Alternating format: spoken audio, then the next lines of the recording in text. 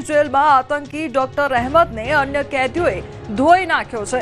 આતંકી ડોક્ટર અહેમદને લઈને સૌથી મોટા સમાચાર સામે આવ્યા છે। આ આતંકી ઉપર જેલમાં અન્ય કેદીઓ દ્વારા હુમલો કરવામાં આવ્યો છે। ખટીક નામના અન્ય કેદીએ હુમલો કર્યો હોવાની માહિતી સામે આવી છે। તો હાલ આતંકી ડોક્ટર અહેમદ સિવિલમાં સારવાર હેઠળ છે। મહત્વનું છે કે રિમાન્ડ પૂરા થયા બાદ આરોપીને અમદાવાદની સાબરમતી જેલમાં આફ્ટર બેરેકમાં રાખવામાં આવ્યો હતો, જ્યાં અન્ય કેદીઓ દ્વારા તેના પર હુમલો કરવામાં આવ્યો છે। તો આ હુમલામાં આતંકીના આંખના ભાગે ઈજાઓ પહોંચી હોવાનું સામે આવ્યું છે। ઘટનાની ગંભીરતાને ધ્યાનમાં રાખીને પોલીસે આ સમગ્ર મામલે કાયદેસરની કાર્યવાહી હાથ ધરી છે।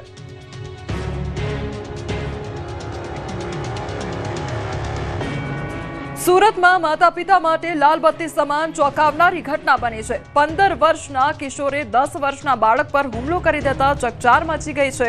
કિશોરે બાળક પર ચપ્પુથી હુમલો કર્યો હોવાની ઘટના સીસીટીવી કેમેરામાં કેદ થઈ હતી। 10 વર્ષનો દીકરો સરકારી શાળામાં નવાગામ ડિંડોલીમાં અભ્યાસ કરે છે।